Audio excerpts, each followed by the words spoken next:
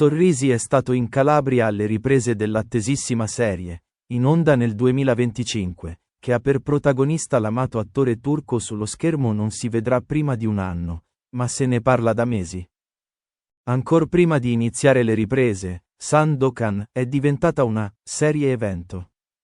Per la ricca produzione internazionale, Lux vide Rai Fiction per prime.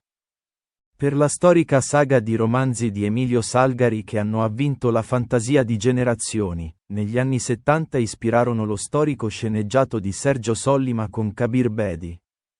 E per un cast che attraversa i continenti. Così la scorsa estate la Calabria ha ospitato per 8 settimane il blindatissimo set. Tra ulivi e oleandri in fiore, in mezzo alla campagna. Un piccolo cartello giallo indicava semplicemente, set. Scordatevi l'aeroporto di Lamezia Terme, CZ. Che dista solo qualche chilometro, le automobili, il traffico, il lungomare. La civiltà del XXI secolo. Eccoci nel regno della Malesia. La casa con i portici intarsiati e i pavimenti di legno è quella del console britannico, nei giardini palme e fiori. Dall'altra parte le oscure prigioni e più in là il bordello di Singapore. Nei container che fungono da camerini si aggira lui, l'indomito Sandokan. Che ha il bel viso sorridente e i lunghi capelli dell'attore turco Ken Yaman. Passa assorto e abbronzato Alessandro Preziosi, coi baffi e i vestiti coloniali. Completamente calato nel ruolo del fido amico Yanez. Sotto ombrelli parasole se ne vanno Ed Westwick, l'attore britannico del telefilm Gossip Girl, che qui interpreta il rivale, Lord Brooke. E la bionda Alana Blur vestita da Bella Marianna. Siamo al 47° giorno di 83 di riprese. Abbiamo fatto il giro di boa, sentenzia il regista Ian Maria Michelini. Nel suo lungo curriculum figurano Doc, Blanca, i medici. Racconta. Ci sono stati 3 anni di preparazione prima di girare. Il Sandokan originale. Come fai a confrontare una cosa di tanti anni fa con una di oggi? Il nostro scopo è spiegare Sandokan ai giovani. O spezzare il cuore a qualche nostalgico. Il cast, l'ho scelto liberamente. L'unica richiesta della produzione è stata di avere almeno un attore italiano. E ho pensato subito ad Alessandro Preziosi per Yanez.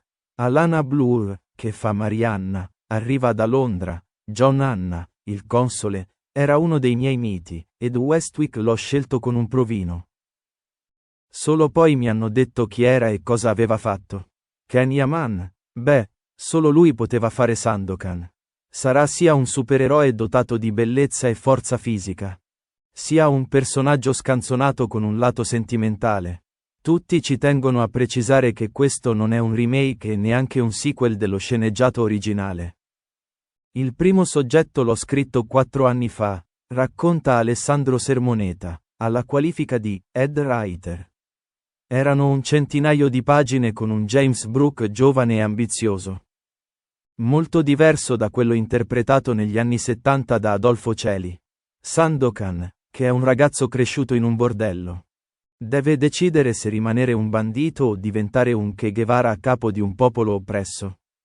Tra palme e atmosfere coloniali, il set occupa 2,5 ettari, là dove una volta era tutta campagna. La Calabria Film Commission ha messo a disposizione della Lux vide questo appezzamento che ora sembra una cinecittà in miniatura. 3 mesi fa c'erano solo un campo arato e canne di bambù. Abbiamo costruito tutto, dalle infrastrutture alle fogne. 15 settimane di lavori, spiega Edmondo Amati, è il line producer, colui che supervisiona quello che accade sul set. Lo scenografo, Luca Merlini, maniaco fin nei dettagli, ha ideato e disegnato persino le croste di invecchiamento sugli stipiti delle porte. Mentre un green manager ha studiato i giardini e la disposizione delle piante. Intanto nella casa del console inglese, tra tappeti polverosi, libri d'epoca, moccoli di candele. Uomini con le basette e donne con lunghi abiti fruscianti, il padre di Marianna, interpretato dall'attore John Anna, è pronto a girare una scena. Nelle stanze del consolato della Malesia si ode l'urlo. 3, 2, 1, action. 3, 2, 1, azione. Si gira in inglese. Siamo su un palcoscenico internazionale. Tant'è che la serie verrà presentata in anteprima a Venezia. Appuntamento alla Mostra Internazionale d'Arte Cinematografica 2025.